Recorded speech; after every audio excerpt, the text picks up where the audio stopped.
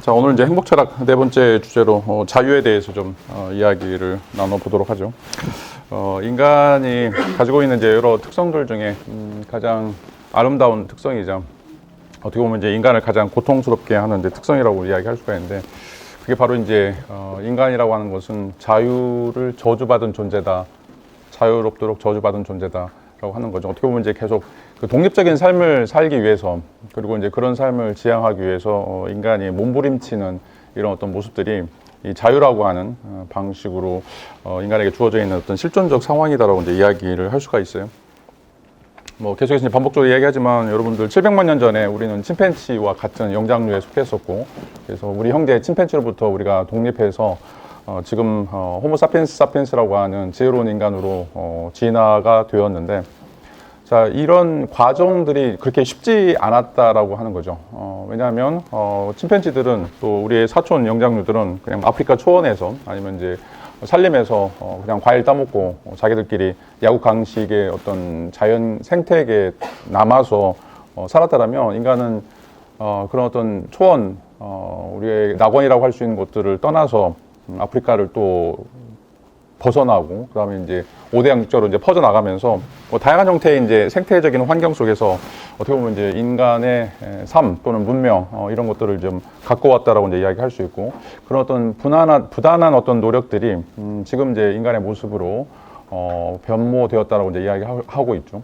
그런데 우리가 여기서 또 이제 그러면 모든 그런 활동들을 중지하냐? 그렇지 않죠. 인간은 이제 끊임없이 요즘에는 이제 철학적으로 트랜스휴먼 또 포스트휴먼, 새로운 이제 인류의 도래를 좀 이야기하고 있는데, 이런 것들이 불과 몇백 년 전에 생각하지 못했지만 계속 꿈꾸는 어떤 학자들, 철학자들, 뭐 과학자들, 이런 사람들에 의해서 지금 여러분들이 지금 가지고 있는 뭐 의학기술이든지 생명공학기술, 또 인터넷 정보기술, 뭐 이런 것들이 굉장히 혁신적으로 발전하고 있죠. 이런 것들 통해서 이제 또 인간의 몸도 변하고 있고, 또 우리의 정신도 변하고 있다라고 이제 이야기를 할 수가 있어요. 자, 이런 어떤 모든 투쟁들, 몸부림침들을 우리가 자유다라고 이야기할 수가 있어요. 자유. 그리고 이 자유라고 하는 것은 인간들이 꿈꾸는 문학이나 예술 속에서 가장 중요한 모티브 중에 이제 하나라고 이제 이야기를 할 수가 있죠. 자, 그래서 실천이성에서 칸트는 자유라고 하는 것을 어떤 상태를 자신으로부터 시작할 수 있는 능력이다라고 이야기를 하고 있어요. 자, 우리에게는 이제 뭔가 침팬지라고 하는, 또 DNA라고 하는 주어져 있는 어떤 고정된 또는 고착된 상태가 있어요. 그런 어떤 고착된 상태라고 하는 것은 우리에게 이제 어떤 물리적인 영향을 이제 미치는 거라고 이야기를 할 수가 있는데, 칸트는 자유라고 하는 것은 이 물리적인 상태들을 내 것으로 만드는, 또는 내가 변화시키는 이런 능력이다라고 이제 이야기를 하고 있죠. 자, 이걸 이제 도덕적 자율이다라고 이야기를 하고 있어요. 도덕적 자유라고 하는 말은 이제 아우토노미다라고 이야기하는데, 아우토노미라고 하는 말은 이제 그리스 말에서 아우토스라고 하는 말은 자기 자신이란 말이고, 그다음에 이제 노미의 이제 어원이 되는 노모스는 다스린다는 말이에요. 그래서 아우토노미라고 하는 말은 스스로 자기 자신을 컨트롤할 수 있는, 자기 자신을 통제할 수 있는 이런 어떤 능력을 도덕적 자유라고 이야기할 수 있고, 자, 이게 이제 주인하고 노예의 차이다라고 이야기할 수가 있어요. 헤겔도 마찬가지고 아리스토텔레스도 마찬가지고, 누가 주인인가? 주인이라고 하는 것은 스스로 자기 삶을 결정하고 자기 삶을 꾸며나가는 사람들, 자, 이런 사람들이 주인인 거죠. 그렇지 않고 다른 사람들에 의해서, 뭐 부모라든지 아니면 환경이라든지 뭐 상사라든지 또 누구라든지 다른 사람들에 의해서 자기 삶을 계속 통제받는 사람들, 통제받는 사람들이 바로 이제 노예다라고 이야기를 할 수가 있어요. 그래서 노예들이 이제 일을 하는 거죠. 그리스 말에서는 노예하고 일하고 똑같은 말이에요. 둘리아라고 이야기하는데, 둘리아라고 하는 건 노예라고 이야기하면서 동시에 일이라고 하는 뜻을 가지고 있어요. 실질적으로 자기 자신의 삶을 적극적으로 이제 살지 못하는 사람들, 이런 어떤 도덕적 자유를 이제 가지고 있는 사람들이 아니면, 자, 이건 이제 노예라고 이야기할 수 있고, 자, 이제 이 노예들이 가장 불쌍한 이유가 뭐냐면, 뭐 지난번에도 얘기했지만, 노예는 자기가 노예인 줄 깨닫지 못한다는 거죠. 자기가 노예인 줄 몰라요. 자기가 사는 게 굉장히 주인처럼 살고 있고, 자기가 뭐 자율적으로 산다고 생각하지만, 자, 남들이 보면, 아니면 이제 과거의 시점에서 쭉 좀 보면 그 사람이 얼마나 다른 사람들의 욕구, 다른 사람들이 원하는 기대에 따라서 살고 있는지, 이런 것들을 좀 파악하게 되고, 자, 그러면 자기는 실질적으로 자기 삶을 통제하지 못하는, 어떻게 보면 이제 이런 능력들을 가지고 있지 못하다라고 이야기를 할 수가 있어요. 근데 칸트는 우리에게 신이 주신 선물인데, 그 신이 주신 선물이라고 하는 것이 바로 이제 이성이다라고 이야기하고 있고, 이 이성을 통해서 이 사유할 수 있는 것들이죠. 이 사유할 수 있는 어떤 능력을 통해서 인간은 끊임없이 우리 몸이 이 고깃덩어리, 단백질로 되어 있음에도 불구하고 단백질의 삶을 살지 않는, 우리 삶을 벗어나려고 하는 어떤 시도들을 무한 반복적으로 하게 된다라고 이야기를 하고 있어요. 반복적으로 이야기하지만 여러분들의 몸하고 바나나하고 60%가 동일해요. 침팬지하고 여러분들 98.5%가 동일하고. 그런데 왜 우리가 바나나가 아닌가? 왜 우리가 침팬지가 아닌가? 자, 그건 우리의 몸이 그런 어떤 단백질로 구성되어 있고 원자나 촌피스라고 하는 화학적인 원소로 구성이 되어 있지만 우리는 그것에 맞서서 어떻게 보면 우리 삶을 이겨내려고 하고 우리 삶을 다른 방식으로 꿈꾸는 이런 것들이 인간에게 주어져 있는 하나의 이제 천부적인 능력, 또 신의 선물이 있기 때문에 그게 가능하다라고 이야기하고 있어요. 자, 칸트는 이런 걸 이제 경향성이라고 부르고 있어요. 우리가 몸을 가지고 있기 때문에 여러분들 침팬지이기 때문에 뭐 성욕이든지 아니면 뭐 식욕이든지 다른 여러 가지 형태들의 욕구들이 있죠. 자, 그럼에도 불구하고 인간은 이제 그것을 이성을 통해서 이겨낸다라고 하죠. 내가 아무리 배가 고파도 내가 배가 고파서 다른 사람을 잡아먹거나 아니면 다른 사람들에게 피해를 주려고 하지 않는 것. 자, 이건 우리의 경영성과 반대되는 거죠. 자, 그래서 우리의 이성을 통해서 우리의 삶을 컨트롤하고 그래서 내가 아무리 죽고 싶다고 하더라도 내가 죽지 않으려고 하는 것. 또 내가 죽어서는 안 된다고 생각하지만 내가 죽으라고 하는 것. 자, 이런 어떤 모든 것들이 우리 경향성에 반대되는 어떻게 보면 이제 인간만이 가지고 있는 어떤 신적인 요소다라고 이제 이야기를 할 수가 있어요. 자, 이런 것이 있기 때문에 인간은 도덕 법칙을 만들 수 있다. 다른 동물들에게는 도덕이라고 하는 게 없지만 인간만 이런 어떤 도덕을 만들어낸다. 이 도덕이라고 하는 건 우리가 가지고 있는 경향성, 우리 몸이 가지고 있는 여러분 몸이 가지고 있는 생시세포를 넘어서려고 하는 어떤 시도다라고 이야기할 수 있고 가장 대표적인 게 바로 이제 일부일처제라고 이야기할 수가 있어요. 자, 우리의 동물적인 본성은 어떻게 보면 그 리비도에 따라서 번식하고 생식하는 것이 가장 중요한데 그걸 포기하는 거죠. 한 남자와 한 여자를 위해서. 이게 이제 어마어마한 사실이에요. 어마어마한 사실. 인간이 동물과 구분되는 어마어마한 사실이라고 이야기할 수 있고 어떻게 보면 이제 인간이 동물에서 벗어나고 있는 그 문턱이 인간이 이런 도덕 법칙을 만들 수 있느냐. 그러니까 도덕 법칙이라고 하는 건 존재하지 않음에도 불구하고 물리적으로는 존재하지 않음에도 불구하고 우리가 이것들을 만들어 나가는 어떤 자세 또는 태도 이것이 바로 700만 전에 우리가 침팬지로부터 같이 출발했지만 우리가 침팬지가 아니라 호모사피엔스가 되었던 그리고 3만 년 전에 어떻게 보면 이제 인지혁명을 통해서 문화라고 하는 것 또 역사라고 하는 것을 갖게 되는 자 우리가 침팬지나 오랑우탄이나 우리 형제지만 사촌 형제지만 걔네들이 역사가 있다 문화가 있다라고 말을 하지 못해요. 걔네들도 커뮤니케이션하고 걔네들도 집단생활하고 걔네들도 공감을 하고 있지만 자 인간이 가지고 있는 그런 어떤 문화 역사 자 이런 것들을 이루어낼 수 없었던 것들이 무엇인가 이런 어떤 도덕적인 능력들을 갖지 못했기 때문이죠. 그러니까 이제 이런 어떤 차이들이 실질적으로는 인간을 가장 위대한 존재로 만들어가는 물론 위대한 존재가 되는 과정이지 또 위대한 존재가 되었다라고는 말할 수 없어요. 자, 이런 것들이 어떻게 보면 이제 인간이 스스로 독립적으로 출발할 수 있는 그런 어떤 자율적인 주체가 되었다라고 이제 이야기를 할 수 있죠. 칸트가 이제 이런 얘기했었고.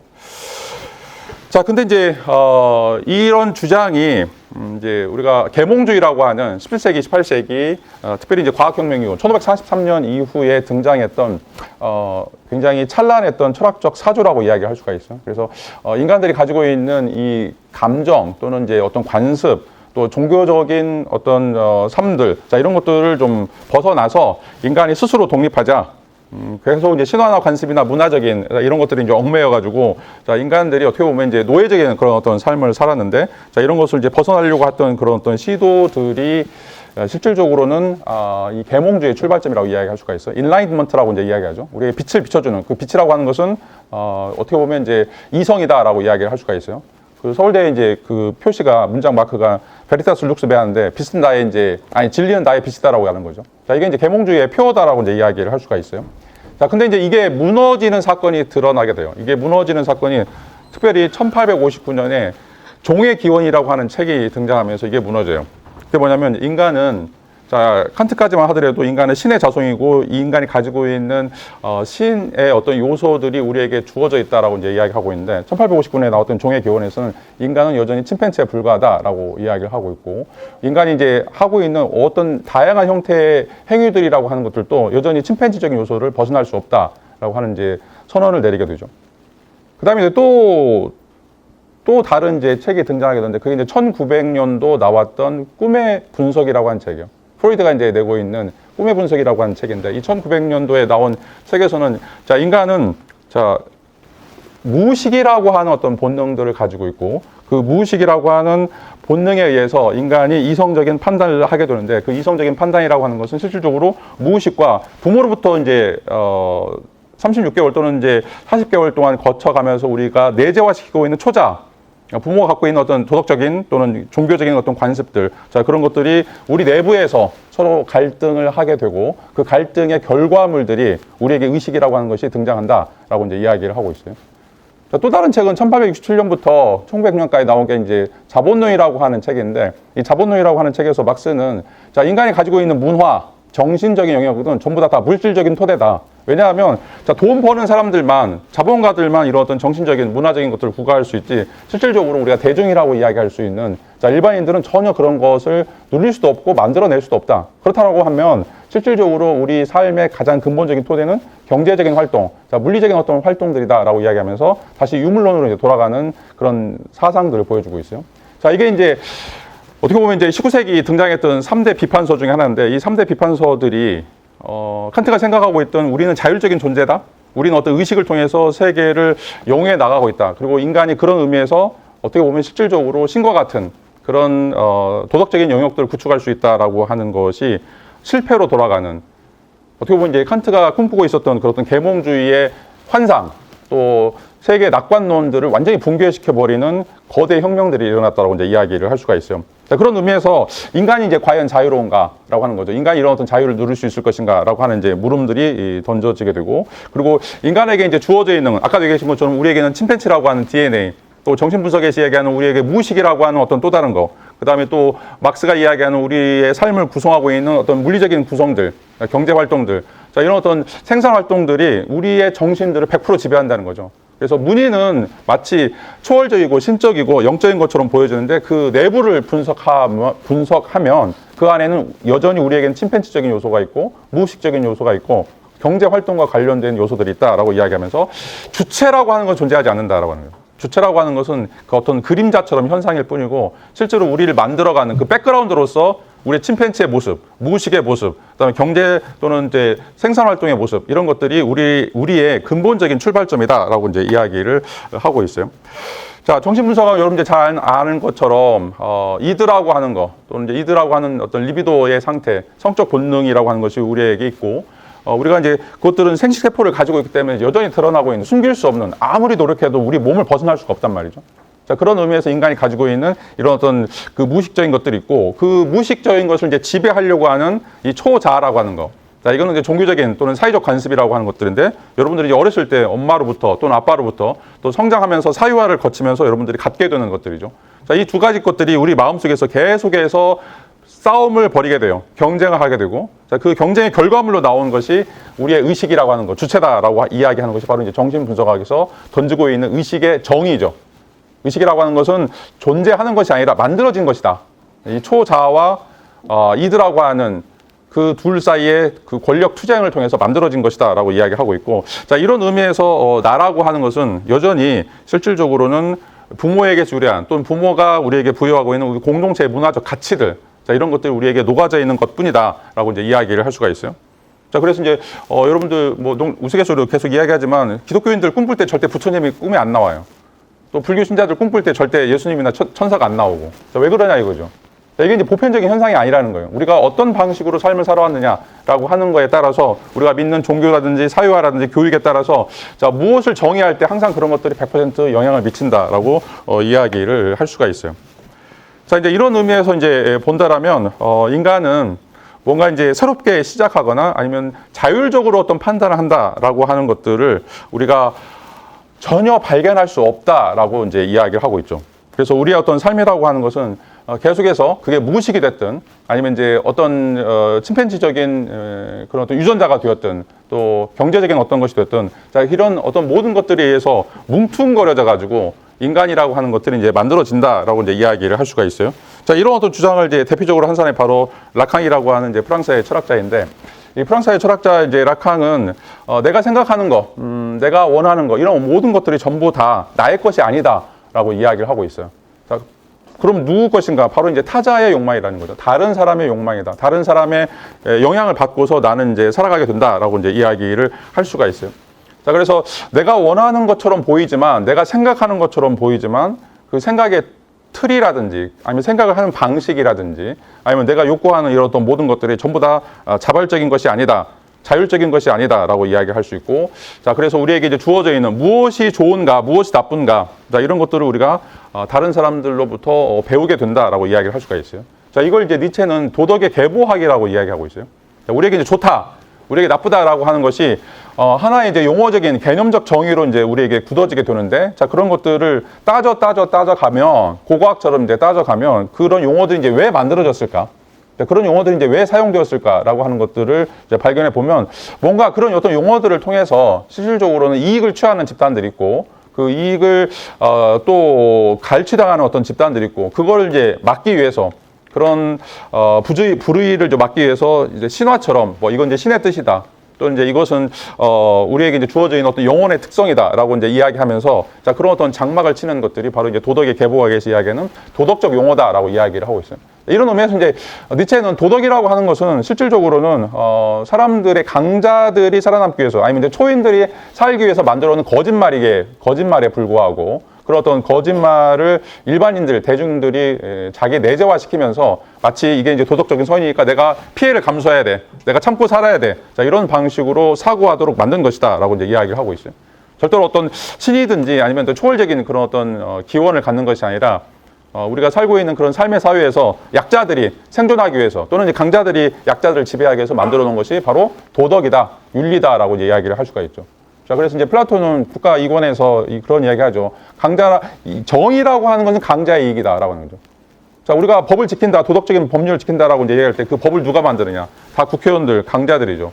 자, 그런 강자들이 자기에게 이익이 반하는, 자기가 손해보는 법을 만들겠어요? 절대 만들지 않아요.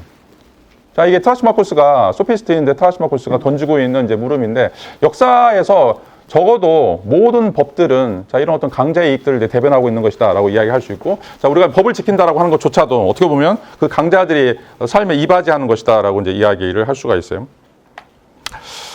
자 이런 방식으로 우리는 이제 계속 자기 훈련, 내재화, 이걸 이제 훈육이라고 이야기하는데, 영어로는 디서플린이라고 이야기하죠. 자, 그래서 계속해서 우리는 반복적으로 타자의 욕망을 나의 욕망으로 삼고, 또 부모의 욕망을 나의 욕망으로 삼고, 어떻게 보면 이제 선배나 또는 직장 동료가 원하는 그런 어떤 인재상을 실제로 나의 찬란한 미래의 모습으로 삼고서 삶을 살아가게 된다라고 이제 이야기를 할 수가 있어요. 뭐 다양한 예들을 이제 라칸이 이제 제시하고 있는데, 그 중에 이제 아이들이 장난감을 갖고 싶다고 할 때 그 장난감을 갖는 이제 이유 중에 하나가, 또는 이제 장난감 중에 자기가 선호하는 장난감이 되는 것들도 부모가 관심을 갖는, 부모가 가졌으면 하는, 자 그런 어떤 장난감을 이제 욕망하게 되는 것이고, 이것은 어떻게 보면 이제 그 부모와 잘 관계를 유지하기 위해서, 다른 사람들과 관계를 잘 유지하기 위해서 이런 것들을 본능적으로 집거나 아니면 그것들을 선택하는 것들. 여러분들 뭐 돌잔치 때 이제 그런 거 많이 하죠. 애가 이제 뭐 연필을 집을지 아니면 뭐 다른 걸 집을지, 그거에 따라서 뭐 직업이 이제 바뀌게 되니까, 이제 아이가 뭐 어쩔 수 없이 뭐 다른 걸 집는다고 하더라도 그게 이제 어떤 방식으로 집느냐를 해석할 때 또 부모들이 거기에 이제 다 투영하죠. 또 어릴 때부터 이제 그런 것들이 투영이 돼가지고, 너는 의사가 돼야 돼, 너는 변호사가 돼야 돼, 너는 뭐가 돼야 돼, 라고 하는 것들, 계속 그런 어떤 주입이 이제 이루어진다라고 이제 이야기를 할 수가 있어요. 자, 이런 의미에서 이제 락강은 욕망이라고 하는 것은 실제로는 필요가 아니라 타인의 시선이라고 하는 걸 내가 어떻게 내재화시켜서 저런 사람과 어떻게 잘 지낼 것인가, 어떤 방식으로 삶을 안정적으로 구축할 것인가. 왜냐하면 이제 그렇게 하지 않으면 나를 자꾸 귀찮게 하거나 나에게 욕하거나 나에게 이제 비난하니까, 그런 것들을 이제 듣기 싫어서 자기 자신이 스스로 다른 사람의 안탄에 맞춰버리는, 다른 사람이 보내고 있는 신호를 마치 자기의 신호인 것처럼 착각하는 이런 일들이 이제 일어나게 된다라고 이야기를 할 수가 있어요. 자, 이게 이제 우리 사회에 전반적으로 퍼져 있는 실질적인 이제 인정투쟁이라고 이제 이야기할 수 있고, 그래서 자, 우리가 무언가를 욕망한다, 무언가를 기대한다라고 하는 것들은 실질적으로 탐침 질문을 통해서 여러분들이 자기 내면을 살펴보면 전부 다 여러분 부모나 교사나 주변에 있는 사람들이 원하는 어떤 그런 방식으로 살아가고 있다. 지금 이 순간에 여러분 이제 공부하는 이유도 이제 마찬가지고, 대학 졸업장도 마찬가지고, 직장 들어가는 것도 마찬가지고, 다 사람들의 박수갈채를 받기 위해서, 여러분들이 정말 좋아가지고 정말 하고 싶어서 하는 일도 있겠지만, 대부분의 사람들은 자 그런 사람들의 박수갈채, 사람들의 승인, 이런 것에 이제 목말라가지고 그것을 통해서 인정받으려고, 내가 100점 받아왔으니까 엄마가 너무 좋아하더라, 그러니까 엄마가 뭐 선물을 주더라, 이런 어떤 방식으로 내가 정말 좋아하는 것이 아니라 다른 사람의 욕구를 만족시키기 위해서 내가 공부하거나 일하거나 취업하거나 결혼하거나 이런 일들이 비일비재하다라고 이야기를 하고 있어요. 자, 이게 이제 어떻게 보면 인간이 사랑받고 싶어하는, 인정받고 싶어하는 가장 본능적인 측면이고 이게 이제 우리 무의식 속에 내재되어 있다라고 이제 이야기를 할 수가 있어요. 자, 이런 것들이 뭐 우리나라 이제 특별히 조선시대에 뭐 삼종지도라고 하는 이제 방식, 뭐 이런 것도 굉장히 이제 불편한 예들 중에 하나인데, 우리가 도덕 법칙들, 도덕이라고 하는 것들을 내재화시키는 방식들을 보면 이제 끊임없이 자기 세뇌 과정들이 일어나게 돼요. 자기 세뇌 과정들. 그래서 이제 우리 사회에서는 특별히 이제 조선시대 500년 동안 이 유교라고 하는 어떤 문화들, 또 이제 서구에서는 이제 기독교라고 하는 이제 전통들, 거기에서 이제 죄란 무엇인가, 또 선이란 무엇인가, 또 뭐 인의예지라고 하는 어떤 인간적인 삶이 무엇인가에 대해서 끊임없이 여러분들 세뇌를 받아왔어요. 지금 이제 지금 7차 교육 과정 이제 이후부터는 이런 것들이 이제 희미해지긴 하지만, 근데 이제 그것들이 스스로 다 자기 자신이 내린 결단이라고 생각하고 있고, 이렇게 살아가는 것이 가장 훌륭한 삶, 또 가장 아름다운 삶이다라고 이제 생각하는 것들이죠. 자, 이것들이 이제 과연 우리에게 주어져 있는 삶의 체계에서 가장 중요한 역할들을 이제 하고 있다라고 이야기할 때, 이런 어떤 삶들이 과연 우리 삶을 행복하게 하고 있는가라고 하는 것들을 좀 살펴보면, 실질적으로 내가 이렇게 삶을 살면서 여기에서 안정감을 느끼든지 아니면 행복감을 느끼든지 또는 이제 뭔가 성취감들을 느끼는 것과는 이제 전혀 다른 방식의 삶을 살아야 되겠다라고 하는 어떤 자각들을 이제 만들어준다라고 이제 이야기를 할 수가 있어요. 자, 그래서 어느 시대마다 굉장히 이제 아름답고 찬란한 도덕 법칙들이 있어요. 그 중에 하나가 이제 삼종지도라고 이야기할 수 있는데, 여성으로 태어나가지고 어떻게 보면 이제 남편을 따라가고 부모를 따라가고 또 자식을 따라가는, 자, 이런 것들이 인간의 본성과 관련되어 있거나 아니면 인간이 어떤 삶을 살아야 될지에 대해서 굉장히 아름답고 찬란한 이성의 법칙이다. 그리고 이것들을 통해서 여성은 여성으로서의 삶을 완성해 갈 수 있다라고 이제 하는 이야기들을 자, 끊임없이 이제 들어왔다는 거죠. 근데 과연 이게 여성들을 또는 여성을 포함하고 있는 그 사회가, 이 가부장적 사회가 과연 훌륭하고 아름답고 행복한 삶인가? 여전히 이제 퀘스천 마크를 달고 있는 것들. 왜냐? 이건 이제 우리가 자율적으로 정한 것이 아니고 계속해서 도덕이나 관습을 통해서 이 사회화를 통해서 세뇌 과정을 통해서 우리에게 이제 주어진 것이다라고 이제 이야기를 할 수가 있어요. 자, 그래서 어떻게 보면 이제 칸트가 규정하고 있었던 우리가 자율적인 삶을 산다라고 이제 이야기할 때, 그 자율적인 삶이라고 하는 것들이 실질적으로 그 내용을 확인해 보면 그 사회화라든지 아니면 무의식이라든지 관습이라든지 이런 걸 통해서 우리가 우리 자신을 통제한다, 우리 자신의 삶을 꿈꾼다라고 이제 생각했는데, 자, 그런 것들을 이제 벗어나기 위해서는 우리가 이 자유에 대한 새로운 정의들이 이제 필요하다라고 이제 이야기를 할 수 있고, 그래서 그냥 기존의 어떤 문화들, 기존의 제도들, 관습들을 따라가는 것, 그리고 그것이 마치 내가 세운 것처럼 그런 어떤 도덕 법칙들을 이해하는 것이 자유가 아니라, 이 자유라고 하는 것은 근대에 들어서면서 새로운 의미를 갖게 되는데, 그 새로운 의미라고 하는 것은 내가 기존의 문화들을 벗어날 수 있을 것인가, 기존의 삶을 내가 벗어나서 새로운 가치, 새로운 형식들을 만들어낼 수 있을 것인가 라고 하는 것이 바로 이제 근대 도덕의 출발점 또는 이제 현대 사회의 도덕적 원리다라고 이제 이야기를 할 수가 있어요. 자, 그전에는 이제 예술도 마찬가지고, 예술이라고 하는 것은 이제 뭐 5-6가지 성질들을 가지고 있는데, 그 중에 하나가 바로 이제 비례대칭 균형 일치. 고전계에서 여러분들이 그리스라든지 이집트라든지 뭐 이런 어떤 문화들을 살펴보면 이런 어떤 조화나 비례를 이야기하는, 그리고 그것들이 수학적인 것이고 인간에게 주어져 있는 이성의 반영이라고 이제 생각하고 있었어요. 자, 그런데 자, 모더니즘이 등장하면서 18세기 이후, 18세기 후반부터 이제 19세기 등장했던 그 모더니즘 예술은 예술을 위한 예술, 그리고 그것들은 기존의 가치를 뒤집는 예술이라고 이제 얘기할 수 있고, 그것이 바로 이제 새로운 형식의 창조예요. 새로운 형식의 창조. 예술이라고 하는 것은. 그러니까 지금까지 없었던 새로운 것들을 보여주는 것들이죠. 그래서 여러분들 이제 진짜 예술은 보면 여러분들에게 쇼크를 줘요. 왜냐하면 지금까지 경험해보지 않았던 것들이기 때문에. 지금까지 알고 있던 거와는 전혀 다른 거기 때문에, 예를 들어서 이제 듀샹의 변기든지, 변기를 갖다 놓고 이게 샘이라고 이야기하는 거예요. 자기가 생각하는 그 예술 개념과는 전혀 다른 것들이죠. 그러니까 이게 이제 새로운 형식의 창조로서 예술의 개념이 근대 이후에 이제 등장하는 것인데, 이 도덕도 마찬가지로 새로운 의미를 창출해낼 수 있는 그런 자유, 새로운 의미를 만들어낼 수 있는 어떤 원리나 원칙, 자, 이런 것들이 근대에서 이 자유가 무엇인가, 자유를 우리가 어떻게 구사해야 되는가에 대한 하나의 이제 답변으로 제시된다라고 이제 이야기를 할 수가 있어요. 자, 근데 어떻게 하면 우리가 이제 새로운 의미를 만들어낼 것인가, 이게 이제 관건 중에 하나죠. 새로운 의미라고 하는 것, 새로운 형식이라고 하는 것을 어떻게 만들 것인가. 그냥 이제 그 몽유병 환자처럼 뭐 그냥 누워 있으면서 우리 머릿속에 떠오르는 뭐 이런 것들이 이제 새로운 형식이나 새로운 의미인가? 절대 그렇지 않아요.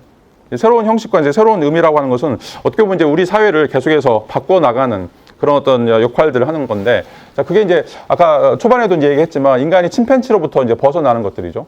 자, 그 침팬지에서 벗어나는 것들 중에 하나가 바로 직립보행하는 거예요. 자, 직립보행하는 거하고 그 다음에 네 발로 걸어가는 거하고 속도를 생각해보면 네 발로 걸어가는 뛰어가는 게 훨씬 더 빨라요. 도망가는 것도 마찬가지고. 근데 이제 두 발로 일어서겠다라고 하는 것은 새로운 형태의 삶을 살겠다는 거죠. 자, 그리고 자, 송곳니가 4개나 있었는데 그 송곳니를 내가 버리겠다라고 하는 것도 또 새로운 형식을 사는 거죠. 송곳니라고 하는 것은 자기 방어를 할 수 있는 것이고, 또 암컷을 갖기 위해서 이제 수컷들끼리 서로 싸우게 되는데 나의 강력한 무기가 되는 거죠. 근데 내가 이 송곳니 4개를 다 포기하겠다라고 하는 것도 새로운 어떤 삶을 살겠다, 새로운 어떤 의미를 산출하겠다라고 하는 것들과 같은 거예요.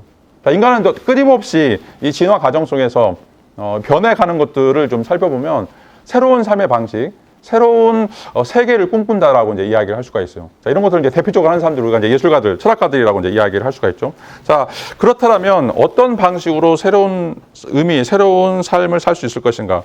자, 우리에게는 딱 한 가지 주어져 있는 기회가 있어요. 자, 그게 바로 타자예요, 타자. 여러분들이 만나는 사람들. 자, 여러분들이 이제 어떤 사람들을 만나느냐, 어떤 사람들과 교제하느냐라고 하는 것들이 여러분들 몸을 바꾸고 정신을 바꾸고 실질적으로는 여러분들 삶 전체를, 세계를 바꾸는 거라고 이야기를 할 수가 있어요. 자, 이게 이제 의미의 블랙홀이라고 이제 이야기를 할 수가 있는데, 자, 우리가 타자를 만나서 그 사람들과 교제하고 사랑하고 그런 사람들과 공동체를 이뤄가면서, 자, 우리의 삶이라고 하는 것들이 굉장히 다양하게 바뀐다라고 하는 것들을 알 수가 있어요. 자, 여러분들 이제 유럽에 여행 가게 되면, 자, 멕시코로 가면 국경이 바뀌는데 거기에 국경이 바뀌는 순간 단순하게 국경이라고 하는 사회적 제도만 바뀌는 것이 아니라, 자, 거기서부터 쓰는 말, 집 모양이라든지 아니면 이제 거기에 사용되고 있는 여러 가지 디자인들, 사람들의 행태들 전부 다 바뀌어요. 자, 내가 어떤 공동체에 들어가느냐, 어떤 사람들과 만나서 이야기하느냐에 따라 하는 거에 의해서, 자, 우리가 중국 사람이 되기도 하고 한국 사람이 되기도 하고 일본 사람이 이제 되기도 하는 거죠. 그러니까 인생을 어떻게 보면 이제 180도 완전히 전환시키는 이런 것들이 바로 타자와의 마주침이다라고 이제 이야기를 하고 있어요. 그리고 이제 이 타자의 마주침이 이제 왜 중요하냐? 우리로 하여금 우리 자신을 지워버리거나 아니면 우리 자신 속에서 가지고 왔던 과거의 역사들, 자, 이런 것들을 새롭게 디폴트 값으로 만들어버린 역할들을 하기 때문에 이걸 우리가 이제 의미의 공백 또는 의미의 블랙홀이라고 이야기를 할 수가 있어요. 의미의 공백, 의미의 블랙홀이라는 거죠. 그러니까 우리가 지금까지 가지고 왔던 기존의 생각들, 기존의 어떤 삶의 방식들, 자, 이런 것들을 전부 다 바꾸거나 아니면 그것들을 새롭게 갱신하는 이런 어떤 노력들이 타자를 만날 때만, 우리가 혼자 방에 있을 때, 뭐 책을 읽을 때 이렇게 이루어지는 것이 아니라 타자를 만나서 부딪힐 때, 자, 이런 것들이 이제 이루어진다라고 이제 이야기를 할 수가 있어요. 자, 이제 블랙홀처럼 모든 걸 다 빨아들여 버리는, 그리고 내가 아무것도 할 수 없도록 이제 만들어주고 그런 과정을 통해서 내가 새로운 어떤 존재로 생장할 수 있도록, 성장할 수 있도록 만들어주는 어떤 그런 역할들을 한다라고 이야기를 할 수가 있어요. 자, 이제 뭐 하나의 사례로서 이제 이런 이야기를 던져볼 수 있는데, 어떤 이제 남자하고 여자하고 이제 사귀게 돼요. 근데 이제 처음에 이 남자는 여자한테는 하나의 이제 후배에 불과했어요. 그러면서 이제 서로 뭐 밥도 같이 먹고 차도 같이 마시고 뭐 책 읽은 거 같이 나누고 스터디도 이제 같이 하면서, 자, 어느 순간 이 남자가 여자의 마음속에 들어오기 시작하고, 그다음에 또 남자의 마음속에 또 이제 여자가 들어가는 이런 일들이 이제 생겨나게 되죠. 자, 그러면서 그 안에 서로 이제 처음에는 아무것도 아니라고 생각했는데 조금씩 썸을 타는 이런 어떤 분위기들이 이제 만들어지게 되고, 자꾸 그 사람이 생각나게 되고, 뭔가 이제 좋은 거나 맛있는 거 있으면 그 사람을 주고 싶거나 그 사람을 이제 초대하고 싶은 이제 이런 어떤 생각들이 나타나게 된 거죠. 처음에는 이제 애써 부정하죠. 내가 지금 뭐 남자친구가 헤어졌기 때문에 내가 지금 마음이 공허해가지고 이 남자가 들어와서, 근데 얘는 그냥 후배일 뿐이야. 난 아무 관계도 없어. 라고 하는데 조금씩 자기의 삶이 이 남자에게 영향을 받게 되고, 또 이 남자가 좋아하는 것들을 또 좋아하게 되고, 남자가 관심 갖는 것들에 대해서 또 관심을 갖게 되는 거죠. 자, 이게 이제 블랙홀의 시작이라고 이야기할 수가 있어요. 자기 자신이 점차 마비되어 있고, 어떻게 보면 이제 새로운 사람이 들어오면서 그 새로운 사람과의 영역을 계속 확장해 나가는 이런 어떤 방식들. 자, 이게 이제 의미의 공백, 의미의 블랙홀이다라고 이야기할 수 있죠. 그러다가 이제는 이 사람이 나를 사랑하는 사람이구나, 또 나를 정말 아껴주는 사람이구나라고 생각하면서 연인 관계로 발전하는 자, 이런 어떤 과정들을 보면 자, 처음에 만났을 때는 그냥 후배이죠. 그냥 남자일 뿐이에요. 그냥 여자일 뿐이에요. 아는 사람이고 아는 지인일 뿐인데 자, 계속해서 만나다 보면 자, 우리가 서로 채색되죠. 서로 물들게 돼요. 자, 이게 이제 만남이 왜 중요한가, 또 만남이 얼마나 가공할 만한 힘이 있는가라고 하는 것들이 굉장히 단적인 예로 우리에게 이제 보여주고 있다라고 이야기를 할 수가 있어요. 여러분들 여기서 이제 수업 받고 이제 행복론 수업 받는 것들이 그냥 우연의 일치라고 생각하지 마세요. 여기서 이제 만난 사람들이 여러분들의 삶을 어떻게 바꿀지 몰라요. 자, 그래서 여러분들이 이제 어디에 있든지 간에 뭐 동아리 활동하든 과 활동을 하든 뭐 공부하든 자, 사람을 만나서 그 사람들과 교제하면서 여러분들의 지금 세포가 변하고 있다라고 하는 거, 또 여러분 어떤 그 정신의 영역들이 지금 바뀌고 있다라고 하는 것들, 자, 이런 것들이 여러분들에게 새로운 의미나 새로운 형식들을 창출해가는 이런 어떤 과정이다라고 이제 이야기를 할 수가 있어요. 자, 그래서 타자는 여러분들이 풀어야 될 자물쇠의 비밀번호다라고 이야기를 할 수가 있어요. 여러분들이 해결해야 될 어떤 문제들인데 그 해결해야 될 문제의 키라고 이야기를 할 수 있죠. 자, 우리가 어떤 문제가 생겼을 때 그 문제를 풀 수 있는 키를 가지고 있거나 아니면 잠금 장치를 해제할 수 있는 도구가 있다라면 이 세상에는 전혀 문제가 없겠죠. 근데 여러분들이 어떤 문제나 공황이나 슬픔이나 아픔들을 만나게 되실 때 또 행복한 것도 마찬가지고 그 모든 것들이 전부 다 타인과의 관계를 통해서 이루어진다는 거죠. 왜냐하면 그 타인이 여러분들의 문제를 해결할 수 있는 키를 가지고 있고 비밀번호를 가지고 있다라고 하는 역설적인 사실 때문에 그래요. 자, 여러분들이 이제 왜 사랑하는 사람, 뭐 부모나 또 여러분들 이제 자식이라든지 친구라든지 형제라든지 아니면 이제 직장 상사 뭐 많은 사람들 왜 여러분들이 이제 리스펙트 해야 되느냐? 자, 그런 사람들이 여러분들 삶에 영향을 미칠 뿐만 아니라 여러분들이 고민하는 어떤 문제들을 해결할 수 있는 지니어가 같은 마법사이기 때문에 그래요. 내가 생각하지 못하지만 저 사람과 같이 고민하고 같이 더불어 삶을 살면서 그 사람을 통해서 내가 어떤 해안들을 얻거나 아니면 문제 해결 방식들을 얻어갈 수 있는 어떤 영적인 그런 어떤 인사이트를 얻을 수 있는 이런 일들이 이제 매번 발생한다라고 이제 이야기를 할 수가 있어요. 자, 그래서 우리가 어떤 사람들을 만나느냐라고 하는 것은 이제 창조의 과정이다라고 이야기할 수가 있어요. 능동적으로 아까 얘기했던 새로운 의미, 새로운 형식들을 이제 창출해 나가는 것들이고, 자, 그 새로운 형식이나 새로운 의미를 창출하기 위해서 나 자신을 변해야 돼요. 나의 삶이 지금까지 살아왔던 그런 어떤 삶들을 바꾸지 않으면 절대 그런 일들이 일어나지 않죠. 자, 그러기 위해서 여러분들은 자, 바보온다와 평강공주처럼 평강공주를 만나야 돼요. 여러분 삶을 완전히 뒤집어 놓을 수 있는, 여러분 삶들을 완전히 180도 변혁시킬 수 있는 그런 어떤 사람들이 만나야 되는데, 그런 사람들이 바로 이 타자다라고 이제 이야기를 할 수가 있어요.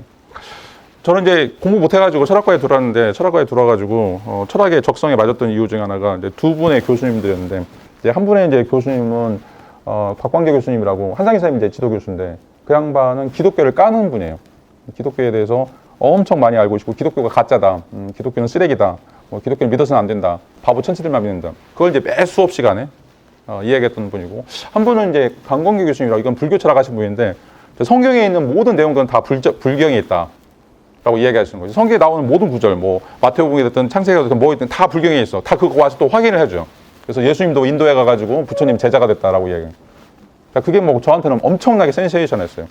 이 양반들 어떻게 내가 지금 알고 있는 이런 어떤 생각들, 내가 생각하고 있는 것들이 나는 맞다고 생각했는데, 이 양반들 두 분 강의를 듣다 보면 완전히 뒤집어지는 그런 사건들이 일어나죠. 그래서 내가 어떻게 하면 이것에 대해서 맞설 수 있을까? 내가 어떤 방식으로 이것들을 좀 더 고민해 볼 수 있을까? 매번 찾아가서 연구실 찾아가서 이야기하고, 또 책 찾아가 또 가서 물어보고, 이런 과정들이 제가 철학을 할 수 있었던, 또 철학을 하게 만들었던 하나의 이제 이유가 됐다고 생각할 수가 있어요.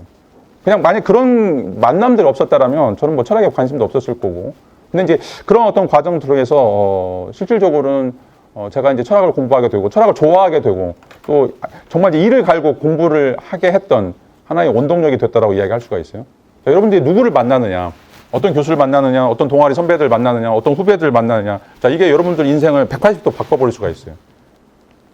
자, 이런 타자라고 하는 것이 이런 의미에서 실질적으로는 이제 비밀번호라고 이제 이야기할 수 있고, 그래서 들레즈는 프루스트와 이제 기호들이라고 하는 거에서 우리가 이 사람들을 만나는데 그 사람들이 기호이고, 그 기호라고 하는 사람들이 하는 역할들이 뭐냐면 우리에게 사유하도록 강요하고 참된 것을 강요하는 힘이다라고 이야기를 하고 있어요.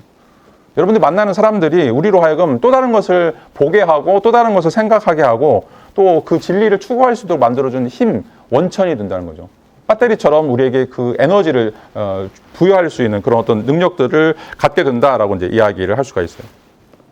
자, 그래서 우리가 타자라고 하는 것, 다른 사람이라고 하는 것이 왜 우리가 계속 소중하게 생각해야 되는 것인가? 여러분들이 이제 만나는 사람들이 어떻게 보면 이제 그 수천 년의 인연이라고 이제 이야기를 할 수가 있는데, 뭐 여러분들이 불교의 연기서를 믿든지 믿지 않든지 간에 여러분들이 여기서 이런 사람들 만나는 거, 이런 사람들과 같이 수업을 받고 대화한다는 거, 이게 정말 무수하게 많은 확률 중에 하나라는 거죠. 근데 이제 이 사람들이 왜 존재하냐? 여러분들 변화시키기 위해서 존재하는 거예요. 여러분들의 삶을 보다 더 행복하게 만들어주고, 여러분들이 지금까지 생각하지 못했던 것들을 생각해 주도록 만들어주는 그런 어떤 기호로서 이런 역할들을 한다라고 이제 이야기를 할 수가 있어요. 자, 이제 이와 관련되어 있는 동양의 하나의 이제 고사들을 좀 생각을 해보죠. 그 고사 중에 하나는 이제 장자가 이야기하고 있는 대붕이라고 하는 이제 이야기인데, 여러분들 이제 많이 들어봤을 거예요. 자, 이거를 한번 좀 읽어보고 이것이 이야기하는 이제 주제가 무엇인지를 생각해보죠. 자, 그 장자 읽어보면 소요유에 이런 이제 구절이 나오는데, 북쪽 바다에 물고기 한 마리가 있었는데 그 물고기의 이름은 곤이였다. 곤의 둘레의 치수는 몇 천 리인지 아직 알지 못할 정도로 컸다. 근데 그것은 이제 변해서 새가 되는데 그 새의 이름은 붕이다. 붕의 등은 몇 천 리인지를 알지 못할 정도로 컸다. 붕이 가슴에 바람을 가득 넣고 날 때 그의 양 날개는 하늘에 걸린 구름 같았다. 그 새는 바다가 움직일 때 남쪽 물의 부피가 충분히 크지 않으면 바다로 여행하려고 마음먹는다. 자, 그 물은 큰 배를 실어 날 수 있는 힘이 부족하게 된다. 당신이 한 사발의 물을 바닥에 움푹 한 곳에 부으면 갈 때는 그곳에서 배가 될 수 있다. 하지만 그곳에 큰 사발을 띄우려고 한다면 그것은 바닥에 붙어버릴 것이다. 당신의 배는 그런 얕은 물에 비해 너무 크기 때문이다. 자, 바람의 부피가 충분히 크지 않으면 그것은 커다란 양 날개를 실어 나를 수 있는 힘이 부족할 수밖에 없다. 자, 그래서 붕은 9만 리를 날아올라서 자신의 밑에 바람을 두었을 때만, 자, 그 새는 자신의 무게를 바람에 얹을 수 있다. 그리고 그 새는 남쪽으로 자신의 여행을 시작하려면 자신의 등에 푸른 하늘을 치고 앞에 명료한 시야를 얻어야만 한다. 자, 그런데 메추라기가 그것을 비웃으며 말했다. 그는 어디로 가려고 하는가? 나는 뛰어서 날며 수십 길에 이르기 전에 숲을 사이에서 자유롭게 날개를 퍼덕거린다. 그것이 우리가 날 수 있는 가장 높은 것인데, 자, 그는 어디로 가려고 생각하는가? 자, 이게 장자 소유에 나오는 대붕이라고 하는 이제 이야기인데, 뭐 그림들이 이제 찾아보면 굉장히 이제 많이 있어요. 자, 대붕 이야기에서 이야기하는 이제 핵심들을 좀 살펴보죠. 대붕은 이제 엄청나게 큰 몸집을 가지고 있고, 자, 그래서 이제 하늘을 날기를 원하는데, 자, 기다려야 돼요. 왜냐하면 다른 이제 메추라기라든지 참새든지 이런 새처럼 가볍게 날 수 있는 존재가 아니기 때문에, 또 자기가 있는 곳이 굉장히 이제 좁아서 실질적으로 자기의 영역을 확보하려면 뭔가 어떤 일을 하기 위해서는 좀 기다려야 하는 상태가 나타나게 되죠. 자, 근데 무엇을 기다리는가? 자, 이 책에서 이제 보여주고 있는 것은 이 남쪽으로 비행하기 위해서 이 대붕은 9만 리 상공으로 일단은 비약을 해야 돼요. 그리고 이제 비약을 했을 경우에만 실질적으로 이제 자기 꿈을 펼쳐서 날아갈 수 있는 것들이 이제 필요한데, 자, 여기서 이제 9만 리를 날아간다라고 하는 것, 9만 리를 날아간다라고 하는 것이 이제 과연 무엇인가? 라고 하는 것이 이 책의 이제 관건이다라고 이야기할 수가 있어요. 자, 그게 바로 태풍이에요, 태풍. 태풍이 불어야만 이 대붕이 9만 리로 위로 올라가서, 솟구쳐 올라가서, 자, 그 다음 이제 행위를 하는 거죠. 자, 그 다음 행위를 좀 하기 위해서 계속해서 때를 기다리고 있는 모습이 바로 이제 지금 대붕의 모습이고, 자, 그 대붕의 모습을 이제 보면서 참새들, 메추라기들이 쟤는 지금 어디로 가려고 하지? 자, 우리처럼 폴짝팔짝 여기서 놀고 저기로 가고 그러면 이제 좋을 텐데, 자, 쟤는 왜 아무것도 안 하고 저렇게 있는 거지? 라고 이야기하는, 비웃는 어떤 장면들이 나타나게 돼요. 자, 다른 사람이 볼 때 우리의 모습이라고 하는 것이 어떻게 보면 뭐 아무것도 안 하는 것처럼 보이고, 뭐 안 좋은 학교 다니는 것처럼 보이고, 뭐 능력이 없는 것처럼 보이고, 아무런 생각 없이 사는 것처럼 이제 보이는데, 자, 이제 대붕은 큰 꿈을 꾸고 있는 사람이다라고 이야기를 할 수가 있어요. 그리고 이제 그 큰 꿈을 이제 이루기 위해서 여기서 이제 태풍을 기다리는 것처럼 사람을 기다리는, 자신을 도울 수 있는, 자신에게 뭔가 영감을 줄 수 있는, 자, 이런 어떤 존재를 기다리는 상태라고 이제 이야기를 할 수가 있어요. 자, 이제 기본적으로 우리가 여러분들이 이제 기다리고 있는 사람, 또 여러분들이 기다려야만 하는 사람들이 누군지 좀 고민할 필요가 있어요. 이 행복이라고 하는 것은 계속해서 이제 이야기하지만 다른 사람들과의 관계 속에서 이제 이루어지는 것인데, 자, 여러분들을 이제 변화시킬 수 있는 사람, 또 여러분들에게 뭔가 꿈을 실현해 줄 수 있는 사람, 또 꿈을 같이 나눌 수 있는 사람들, 자, 그런 사람들이 이제 누가 될지는 모르겠지만, 자, 그런 사람들이 여러분들을 통해서 엄청나게 거대한 일들을 하게 될 거고, 여러분들은 그런 무한한 잠재적인 능력들을 가지고 있는 존재다라고 이제 이야기를 하고 있어요. 자, 그런 의미에서 초조할 필요가 없다는 거. 여러분들이 어떤 꿈을 꾸는지, 어떤 방식으로 삶을 살아야 될지, 뭐 이런 고민들을 좀 많이 하게 될 텐데, 기본적으로 여러분들은 대봉처럼 물론 이제 뭐 신이 주셨든 아니면 이제 자연이 그렇든 어떤 방식이 됐든지 간에 여러분들에게 이제 원대한 꿈들이 있고, 그 꿈들을 이제 이뤄가려고 하는 하나의 이제 단계다라고 이야기할 수가 있어요. 지금 이제 그런 단계라고 이야기할 수 있고, 자, 그래서 여러분들, 다른 사람들이 여러분들 어떻게 평가하는지, 어떤 방식으로 삶을 살아가고 막 주입하거나 아니면 그것들을 요구하거나, 자, 그것들에 이제 큰 의미를 둘 필요가 없어요. 왜냐하면 이제 그런 사람들은 이제 여기 대붕에 나오는 것처럼 참새라든지 메추라기에 불과한 존재들이죠. 이제 그 사람들의 시선에 보면 여러분들이 어떻게 보면 이제 불쌍하다고 생각할 수도 있고, 아무것도 못한다고 생각할 수 있고, 무능력한다라고 이제 생각할 수 있지만, 걔네들은 자신들의 역할에만 주어져 살고 있는 사람들이고, 여러분들처럼 대붕이라고 하는 큰 뜻이라든지 큰 의미를 또는 새로운 형식을 창조하려고 하는 사람들을 이해를 못하는 사람들이에요. 자, 그런 사람들의 좀 비평이라든지 그런 사람들이 이야기하고 있는 것들에 여러분들이 휩쓸리면 이제 안 된다라고 하는 것들을 제가 보여주고 있는 것들이죠. 자, 뭐 이 내용을 좀 정리해서 몇 가지로 이제 이야기하고 이제 수업을 좀 마치도록 하죠. 자, 우리가 삶을 살면서 여러분들이 이제 자기 자신만의 삶을 꿈꾸고 자기의 새로운 형식들을 만들어 가려고 하는 시도, 자, 이런 시도들을 우리가 이제 대붕의 삶이다라고 이야기할 수가 있어요. 자, 여러분 이제 대붕이 될 것인가 아니면 참새가 될 것인가, 대붕이 될 것인가 메추라기가 될 것인가, 여러분들에게 달려 있어요. 자, 그거는 어떻게 달려 있느냐, 여러분들이 새로운 삶을 살 것인가, 새로운 의미나 새로운 형식을 만들 것인가, 그렇게 고민하는 사람들은 여러분 대붕이는 것이고, 그냥 그런 건 관심 없고 나는 그냥 잘 먹고 잘 살고 돈 얼마 받고 뭐 이렇게 여행 다니고 좋은 거 먹고 다니고, 자, 그건 여러분들이 참새가 되겠다 또는 이제 메추라기가 되겠다라고 하는 것이죠. 자, 참새가 되지 않고 여러분은 이제 대붕이 되기 위해서는 이제 9만 리를 날아 올라가야 돼요. 9만 리를 날아 올라가야 되는데, 자, 9만 리를 이제 날아 올라가기 위해서는 여러분들에게 거대한 바람이 필요해요. 태풍이라고 하는 바람이 필요하죠. 왜냐하면 이제 여러분들의 뜻이 너무나 원대하기 때문에 다른 사람들이 이해를 할 수가 없어요. 다른 사람들은 전혀 접근할 수 없는 뜻들을 갖고 있기 때문에 그렇죠. 자, 그래서 여러분들을 이해해주고 여러분들을 사랑해주고 여러분들의 뜻을 같이 펼쳐줄 사람이 필요한데, 그게 여기에서는 태풍의 역할이다라고 이야기를 할 수가 있어요. 자, 여러분들이 이제 태풍을 만나는 순간 여러분들은 이제 하늘을 비상하면서 거대한 자유를 누리게 될 거예요. 자, 이런 의미에서 여러분들을 이해해 줄 수 있는, 또 여러분들과 같이 고민해 줄 수 있는 이런 타자가 필요한데, 이 타자와의 만남을 통해서 여러분들 자신이 확장되는 거예요. 여러분이 더 이상 메추라기나 참새가 아니라 여러분들이 대붕이 되는 그런 것들을 하나씩 실현해가는 역할이라고 이야기할 수가 있어요. 자, 그 태풍이 여러분들에게 누구인지 좀 고민하셔야 돼요. 어떤 동아리 친구일 수도 있고, 여러분 뭐 선배일 수도 있고, 여러분 남자친구나 여자친구가 될 수도 있고, 누가 될지는 몰라요. 자, 그렇기 때문에 여러분들 만나는 사람들에 대해서 눈을 부릅뜨고 살펴봐야 돼요. 이 사람이 나를 도와줄 수 있나? 이 사람하고 내가 뭔가 같이 공유할 수 있는 것도 있는가? 그냥 스쳐 지나가지 마세요. 여러분들이 만나는 모든 사람들이 다 인연이 있는 사람들이고, 자, 그런 사람들 통해서 여러분들이 하늘로 날아갈 수 있는, 9만 리를 솟구쳐 올라갈 수 있는 힘을 줄 수 있는 사람들이에요. 근데 숨겨져 있어. 누군지 잘 몰라. 그럴 때 여러분들이 그런 사람들을 계속해서 이제 탐구하는 것들이 이제 필요하죠. 자, 이런 의미에서 여러분들 계속해서 다른 사람들하고 이야기하시고, 낯선 사람들을 만나시고, 여행도 하고, 그다음에 뭐 해외 교환학생도 가보고, 자, 이런 태풍을 여러분들이 찾아가는 것들이 이제 필요하다라고 이야기를 할 수가 있어요. 자, 그래서 이 태풍이라고 하는 것은 우리로 하여금 자기를 초월하게 만들고, 그다음에 우리의 관계들을 확장시켜주면서, 자, 우리로 하여금 어떻게 보면 이제 신의 영역에 올라갈 수 있는 것들인데, 자, 이거를 영국의 이제 유명한 이제 정치학자인 이사야 벌린이라고 하는 사람이 적극적 자유다라고 이야기하고 있어요. 자, 소극적 자유라고 하는 것은 단순하게 너 하지 마, 그런 간섭이나 제한으로부터 벗어나는 것을 이제 이야기하는데, 자, 적극적 자유는 여러분들이 세계의 역사를 써나가는 거예요. 여러분들의 삶을 완전히 바꿔서 환골탄퇴시켜가지고 여러분들이 세계의 역사를 만들어가는 것을 이제 적극적 자유다라고 이제 이야기를 할 수가 있어요. 자, 근데 그 적극적 자유가 어떻게 가능한가? 타자를 통해서만 가능합니다.